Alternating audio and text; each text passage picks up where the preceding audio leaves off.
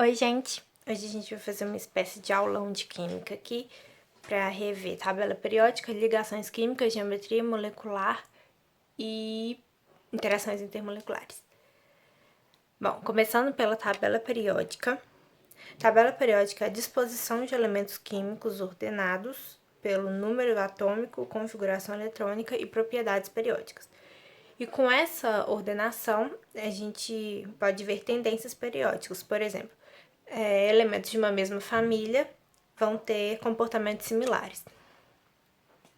Então, ela vai ser dividida entre metais, ametais e gases nobres. Os elementos metálicos, eles vão ter características bem específicas. Por exemplo, um brilho característico. Se eu tenho um metal muito bem polido, ele pode funcionar, por exemplo, como um espelho. Além disso, eles também são muito bons condutores de calor. Por isso que quando a gente toca no metal, ele parece estar gelado, porque ele retira o calor rapidamente da nossa mão. Eles vão ser sólidos na grande maioria e, além disso, eles possuem uma grande condutividade elétrica. Ou seja, isso faz com que, geralmente, diminui o aumento da temperatura. Além disso, esses metais eles são dúcteis, ou seja, facilmente se transformam em fios, e maleáveis, que são facilmente transformados em lâminas delgadas. Aqui a gente vai fazer tipo uma escadinha, né, para separar os metais dos ametais. Então, todos esses elementos aqui são metais. As colunas podem ser numeradas de 1 até 18, como já está aqui, ou elas podem ser nomeadas da seguinte forma: 1A, 2A, e aqui eu já pulo para o outro. Eu não vou nomear agora esses que estão aqui embaixo. 3A, 4A, 5A, 6A, 7A, 8A. Aqui embaixo vai ser da seguinte forma: 3B, 4B, 5B, 6B, 7B, o 8, 9 e o 10 vão ser 8B, e o 11 e o 12 vão ser 1B e 2B. Os metais do lítio até o frâncio, ou seja, os metais da coluna 1 ou 1A, são chamados de metais alcalinos. Já os metais da coluna 2A, que é do berílio até o rádio, são alcalino terrosos. Indo para cá agora na parte dos ametais, na coluna 6A, do oxigênio até o telúrio, são os calcogênios.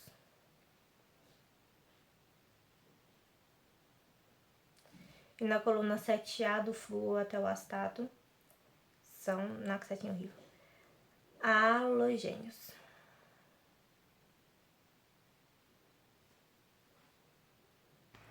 Olhando um elemento sozinho aqui da tabela periódica, já tem um lítio aqui, só que ele tá um pouco pequeno. Então, vamos desenhar o hélio aqui do lado maior.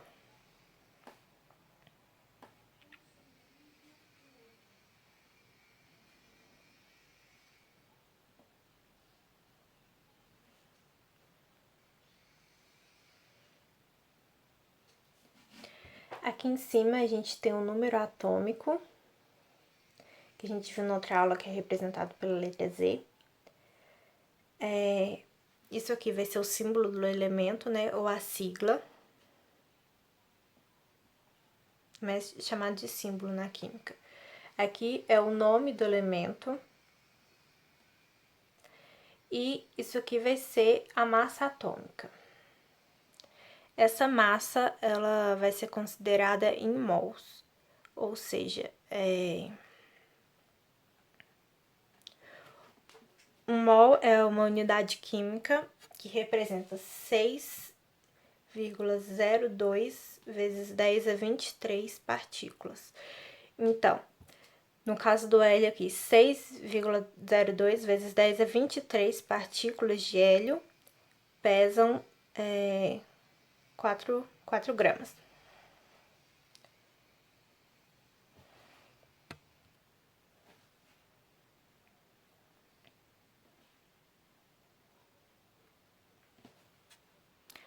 Bom, eu acho que a gente terminou aqui agora a tabela periódica. Ficou um pouquinho bagunçado, mas se alguém quiser tirar print para poder estudar melhor depois, fica à vontade, vou deixá-la aqui. Deu um probleminha aqui no vídeo depois que a gente terminou de falar dos metais, aí não deu para explicar os outros, só que isso não vai atrapalhar o que a gente já viu, não. Então, os ametais, eles vão ser esses em verdes aqui, e eles possuem as propriedades opostas às dos metais, ou seja, não apresentam um brilho metálico e não são bons condutores térmicos nem elétricos. A maioria desses elementos são gasosos e mesmo os que são encontrados em forma sólida não apresentam a elevada ductibilidade nem a maleabilidade que são características típicas dos metais. Já os gases nobres, eles são elementos do grupo 8A ou 18 e possuem a camada de valência completa com 8 elétrons, a gente vai ver isso daqui a pouco. E eles também apresentam uma baixíssima reatividade química por causa da alta carga nuclear efetiva que os átomos desses elementos possuem. E além disso, eles são dificilmente eles formam compostos químicos. O hidrogênio, ele possui características muito peculiares, então ele não pode se enquadrar em nenhuma dessas classificações anteriores. Olhando verticalmente, a gente vai chamar de grupos, colunas ou famílias, e horizontalmente a gente vai chamar de períodos. A gente vai ver agora a distribuição eletrônica dos elementos químicos. Essa distribuição ela é feita a partir dos níveis de energia. A gente viu na outra aula que os níveis de energia são divididos em K, L, M, N, O, P e Q. E que são numerados numa distribuição, respectivamente, como 1, 2, 3, 4, 5, 6 e 7. São nessas camadas que os elétrons vão estar distribuídos ao redor delas. Além dos níveis, existem os subníveis de energia. Eles são o S, o P, D e o F. Em cada uma dessas camadas vai caber uma quantidade específica de elétrons. Então, relembrando aqui que a gente já falou disso na última aula, na camada número 1 vão caber 2, na número 2, 8, 18, 32, 32, 18 e 8. Assim como nos níveis de energia, né, nessas camadas, nos subníveis também vão caber números específicos. Então, aqui no S vão caber no máximo 2 elétrons, no P, 6, no D, 10 e no F, 14. Vamos ver aqui esses subníveis de acordo com a representação dos orbitais, porque os subníveis de energia são formados a partir dos orbitais. E um orbital é como se fosse a residência de um elétron. Então, eu tentei fazer uma tabela que ficou super desproporcional, mas que vai importar o conteúdo, né? Então, no subnível S, o orbital vai ser representado dessa maneira em todos os subníveis, e a cada orbital cabem no máximo 2 elétrons. Então, aqui no caso, no subnível S, 2 elétrons, um orbital, porque 2 elétrons em cada orbital. No P, vou colocar 3 orbitais para caberem 2 em cada um e resultarem em 6. Subnível D, 5 orbitais.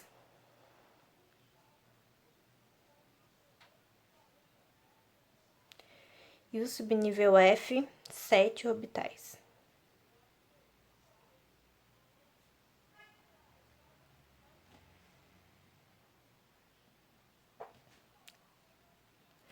Então, a distribuição vai ser feita da seguinte forma.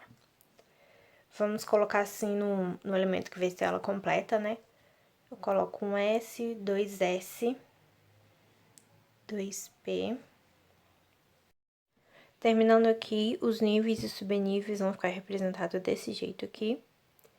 E essa representação vai ser usada para a gente poder identificar, normalmente, a camada de valência, que está um elemento químico, a camada de valência vai ser a última aqui que a gente vai representar, e normalmente é o último nível de energia.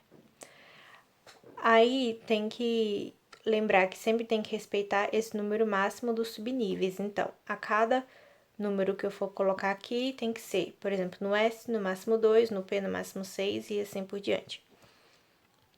E aqui eu vou dividir o número atômico do elemento. Então, a gente vai dar o exemplo de um elemento aqui.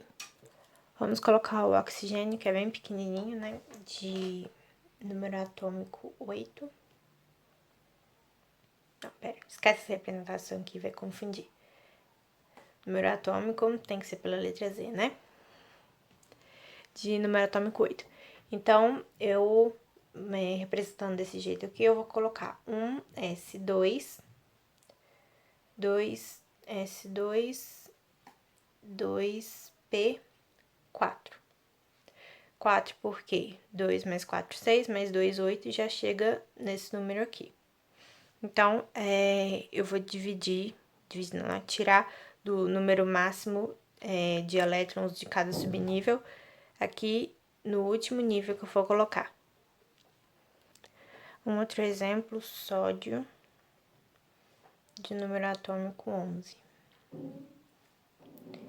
Vou dividir esse 11 nos subníveis, então, 1S2, 2S2, 2P6. Aqui já vão ser 10, né? Então, vai faltar só mais um. Eu já vou pro 3, porque o 2 não tem mais subníveis. Então, 3S1.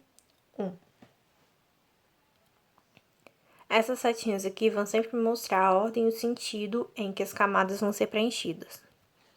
Então, eu não posso numerar um elemento, por exemplo, quando chega aqui no 3, 1S2, 2S2, 2P6, 3S2, 3P6 e 3D10. Eu tenho que seguir a ordem da setinha, a ordem e o sentido que ela tá mostrando. Sempre contando da ponta de cima até a de baixo. Então, eu vou fazer um S2, 2S2, 2P6, 3S2, aí contando aqui de novo, 3P6, não vou contar o 3D porque a setinha tá vindo pra cá, 4S2, vou pra próxima, aí depois do 4S que eu venho pro 3D.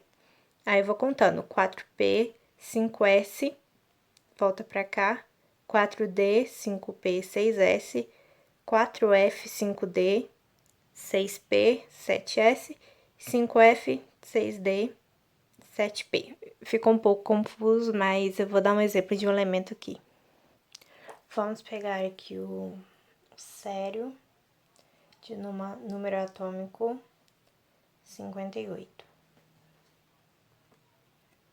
Lembrando da ordem que a distribuição está mostrando, eu vou fazer 1S2, 2S2, 2P6, 3S2, 3P6, 4S2, vem pra cá, por causa disso aqui, e aí que eu vou pro 3 aqui em cima, 3D10, 4P6, volto pra cá, 5S2, 4D10, 5P6, 6S2, e agora que eu venho pra camada, pro subnível F daqui. 4F, peraí, Acho que é 10. Vou conferir que se estiver errado, depois eu corrijo. Tava errado. É 4F2. Então, no caso, essa 4F2, que vai ser a última camada do césio, vai ser o último que eu vou colocar nessa distribuição aqui. Isso é um pouco confuso mesmo no começo, mas com alguns exercícios de fixação, a gente faz sem problemas depois. A gente vai mandar alguns exercícios para vocês poderem treinar bem isso.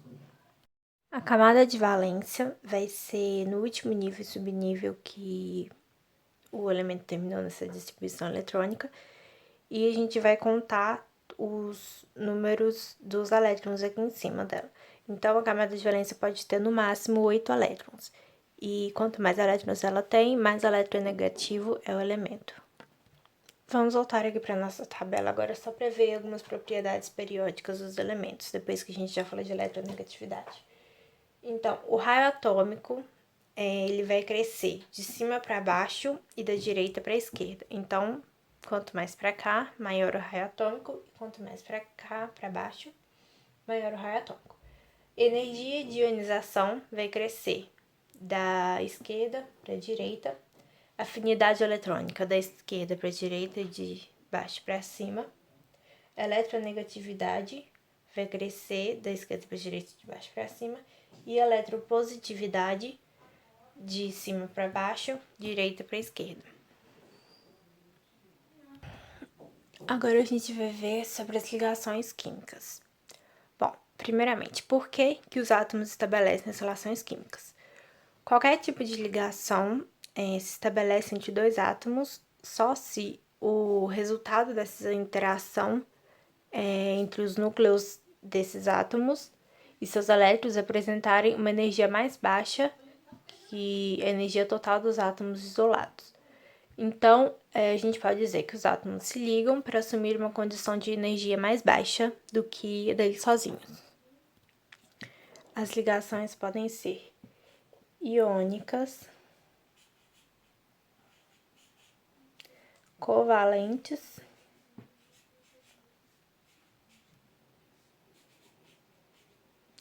ou metálicas.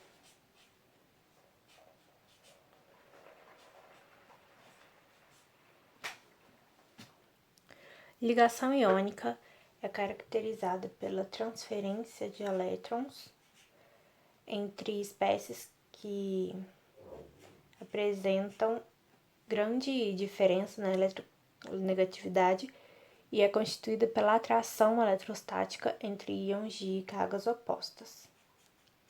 Então, transferência de elétrons. Elétrons, a gente vai ver muitas vezes ele representando dessa forma assim, tá? Então, eu vou colocar aqui para vocês acostumarem em alguma prova ou concurso. Então, vou dar o exemplo aqui do sódio mais o cloro. O sódio, ele vai ter carga positiva e o cloro, carga negativa. Isso são coisas que a gente decora com o tempo, mas também tem uma tabelinha que ajuda muito a perceber esses números de oxidação e essas cargas também. Então, eles juntos vão formar o elemento NaCl, que é o cloreto de sódio ou sal de cozinha. Então, vamos representar isso aqui. Vou desenhar um átomo de sódio.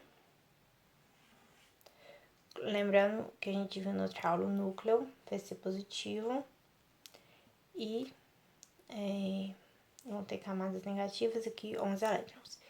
Então, ele vai perder um elétron.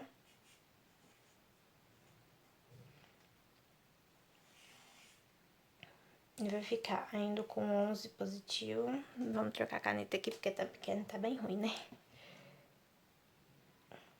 Aqui é 11 positivo, não vai dar pra ver aqui não, mas já dá pra saber. E aqui com 10 elétrons, 11 prótons aqui e 10 elétrons aqui.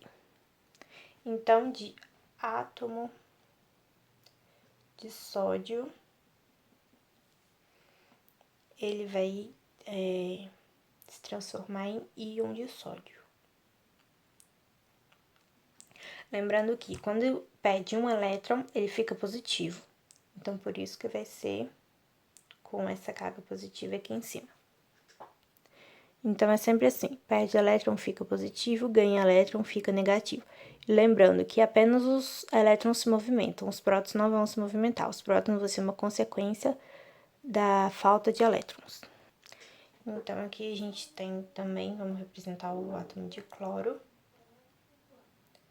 com um núcleo positivo de 17 prótons e 17 elétrons aqui.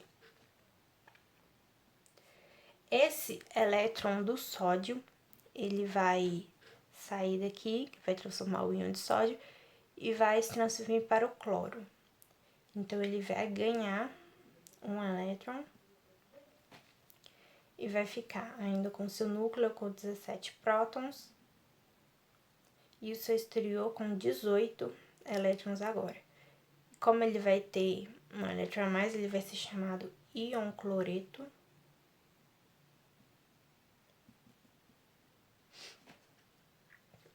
E a gente vai representar ele assim, com essa carga negativa aqui que ele ganhou do sódio. É muito importante lembrar também que a ligação iônica é feita sempre entre o metal e um ametal, ou entre o metal e o hidrogênio.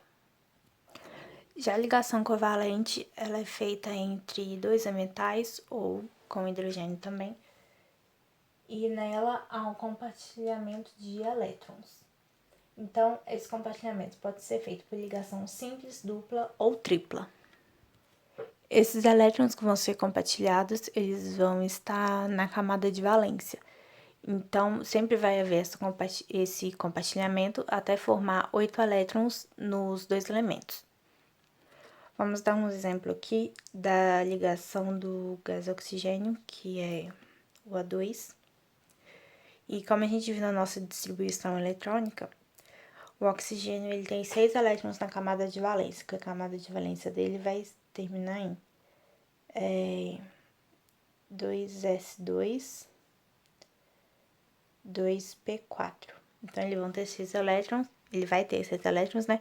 E vão faltar mais 2 para poder completar 8 na camada de valência completa. Então, a gente vai mostrar o oxigênio desse jeito aqui, ó. Os elétrons vão ser essas bolinhas aqui, 6, porque tem 6 na camada de valência dele. E como a gente vai fazer ligação entre dois oxigênios, a gente vai colocar mais um aqui com as mesmas camadas, com os mesmos elétrons, né? Então, o que vai acontecer? Eles vão compartilhar esses elétrons aqui. Se a ligação for simples, compartilha um elétron só. Ligação dupla são... compartilham um elétron, compartilha do outro, mas em uma ligação só. Ligação dupla, 2 ligações, um elétron de um elétron de outro, 2 elétrons de cada um. Ligação tripla, 3 elétrons de cada um. Então, nessa ligação aqui, ó, cada oxigênio vai ficar com os elétrons do outro. Então, os dois, no caso, no final, vão ter 8 elétrons na camada de valência dele. Por quê? Esse aqui vai pegar desse, e esse vai pegar desse, e os dois vão compartilhar esses aqui. Vou anotar aqui, né, que a covalente é o compartilhamento de elétrons, para não esquecer, pra vocês não esquecerem depois.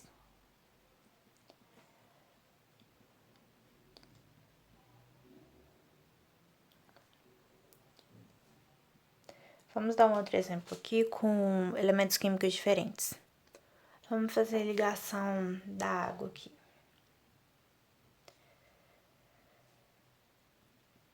Então, eu coloco, né, os 6 elétrons do oxigênio.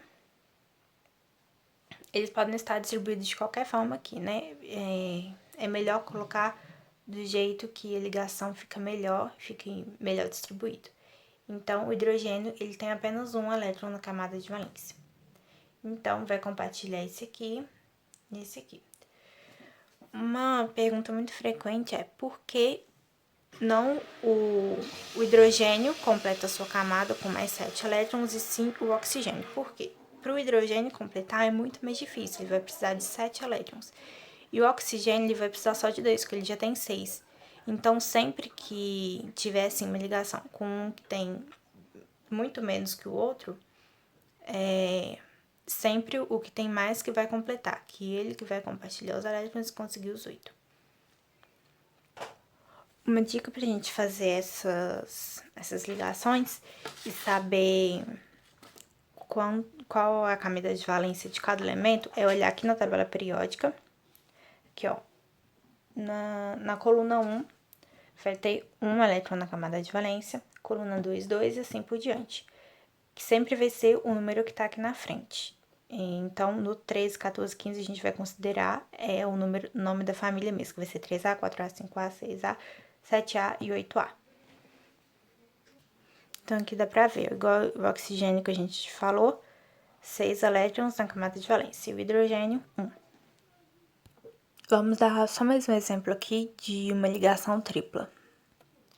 A gente vai fazer do gás nitrogênio,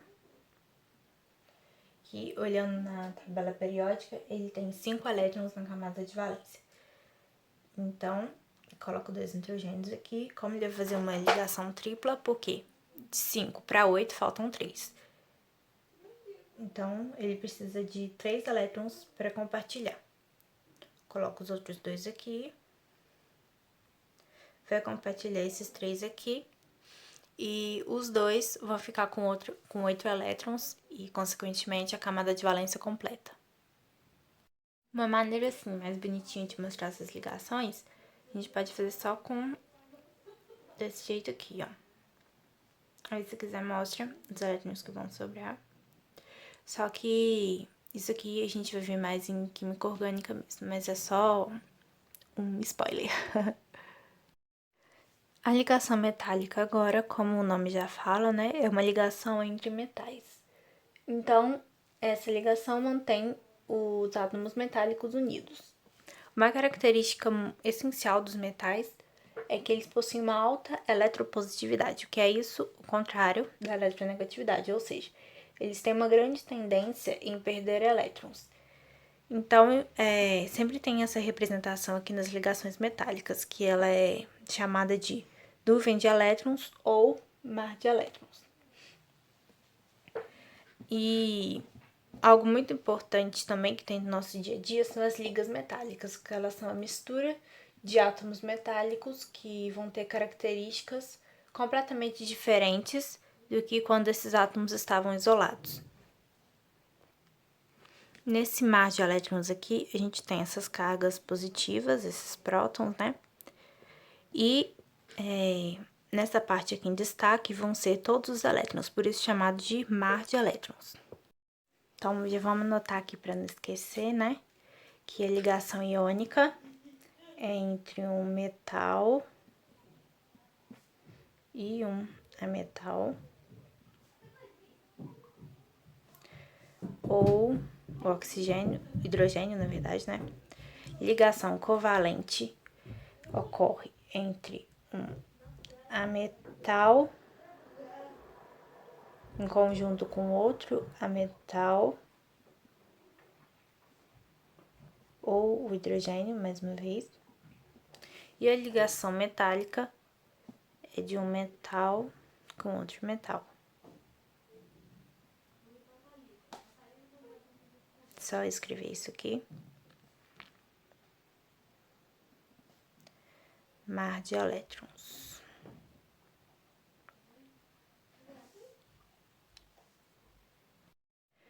Agora, a geometria molecular, a gente vai estudar a partir dessa tabela aqui e depois eu vou mandar ela no grupo como um documento.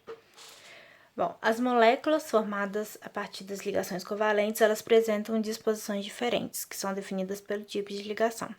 Isso ocorre devido ao efeito de repulsão dos pares eletrônicos. Então, eu vou explicar só alguns aqui, porque isso aqui já está bem explicadinho.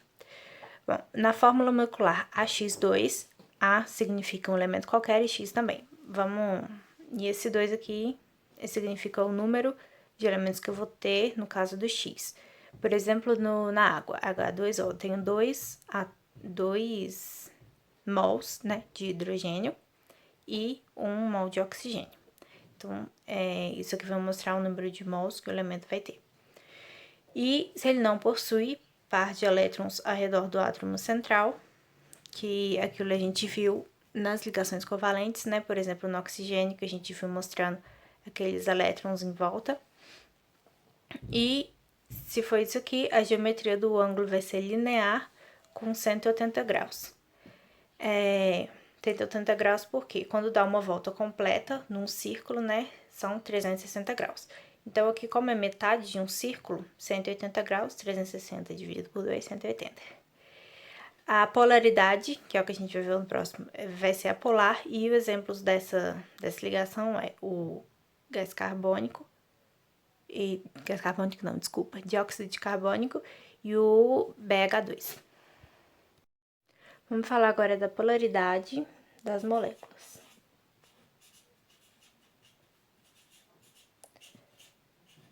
Bom, dependendo do tipo de átomo que forma as ligações covalentes, é possível as moléculas serem polares ou apolares de acordo com algumas condições. Vou dar um exemplo de cada condição aqui. Se o número de nuvens ao redor do átomo central for igual ao número de átomos iguais ligados ao átomo central, então a molécula vai ser apolar. Vamos dar o exemplo aqui do dióxido de carbono.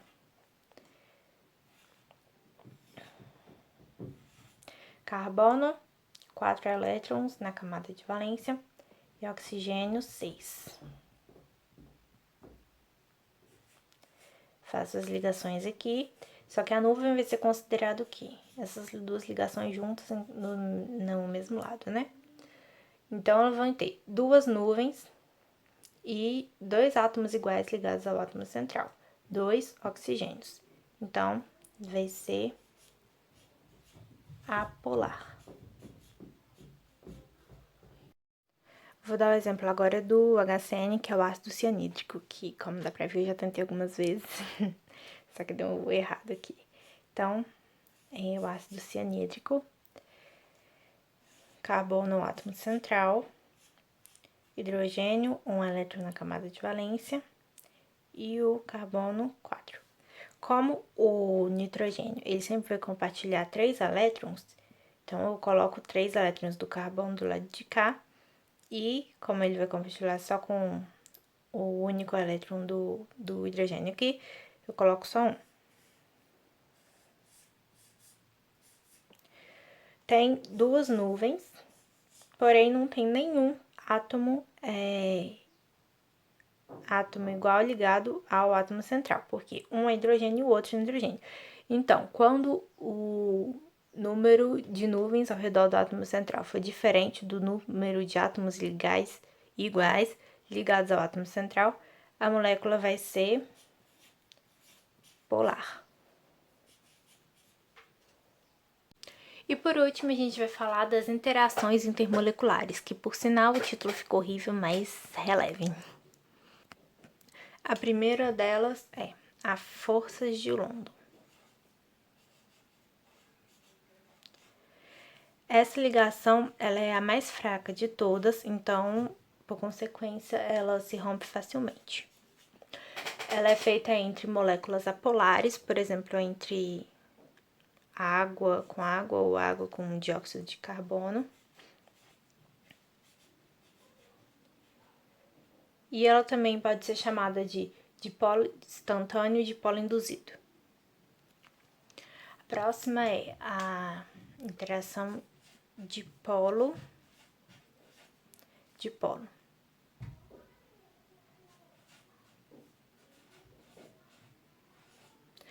Ela é mais forte que as forças de London, mas mesmo assim ela não é tão forte, não.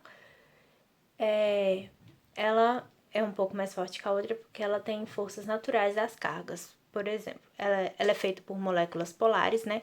Então, eu tenho aqui o HCl, que é o ácido clorídrico. A molécula do HCl, ela é assim. Então, isso aqui vai ser o hidrogênio e tudo isso aqui vai ser o cloro. Por que o cloro tá tão maior que o hidrogênio?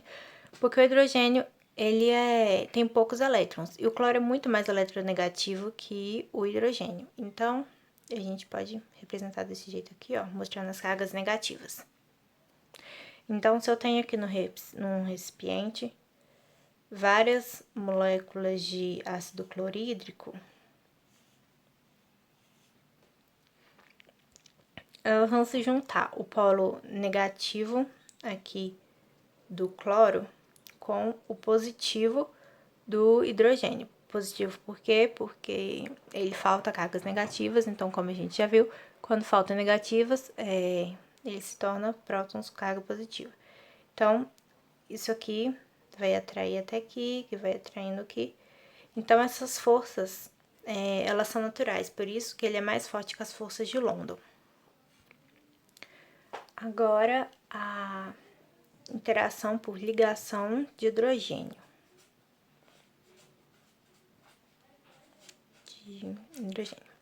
Ela é bastante forte, é quase a mais forte de todas, só não é porque a íon dipolo vence dela, que a gente vai falar dela depois.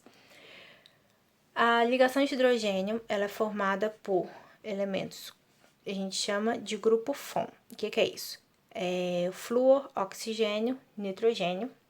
Grupo FON ligado com hidrogênio, que vai misturar com um outro grupo FON.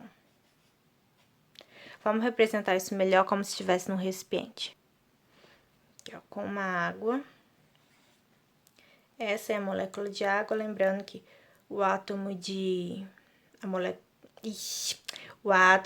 hidrogênio sempre vai estar representado pequeno por conta da diferença de eletronegatividade que ele tem com os outros elementos. No oxigênio, por exemplo, ele tem 6 elétrons e o hidrogênio só 1, então é muita diferença.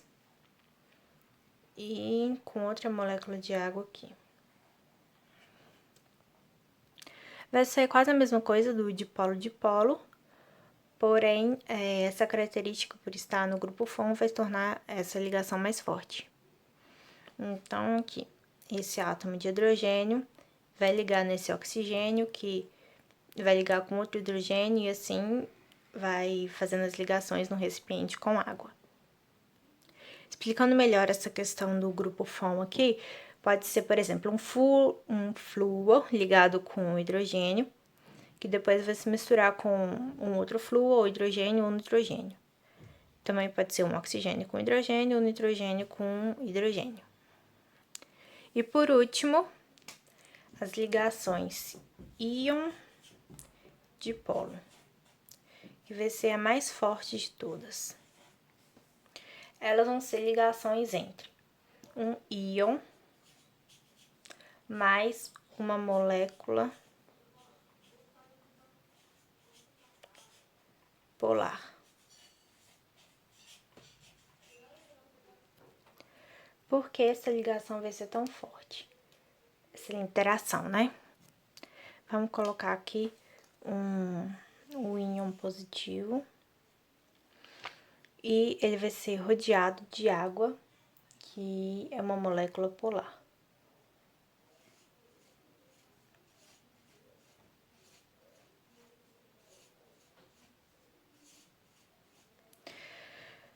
Bom, como esse aqui é o íon positivo e como a gente já viu, essa aqui é a parte negativa da água, por ela ter mais elétrons. Esses elétrons vão ser atraídos pela essa carga positiva e vai promover uma interação muito forte. Por quê? Porque essa carga vai estar rodeada de água, são muitas moléculas de água. Assim como se fosse uma molécula, um íon, né, negativo, a água ela só iria virar, né, para ficar a carga positiva atraída pelo íon negativo. Parece um ursinho, né? É uma gracinha a água. Então, por isso que essa ligação é tão forte, pela diferença das cargas que existem aqui. Essa questão de geometria molecular, polaridade e interações intermoleculares, a gente vai ver bem melhor isso na química orgânica, que é onde isso mais pega. Mas agora a gente só fez só uma introdução, mas a gente vai rever mais a fundo depois, mais pra frente. Então, essa foi nossa aula e espero que tenham gostado. Até a próxima!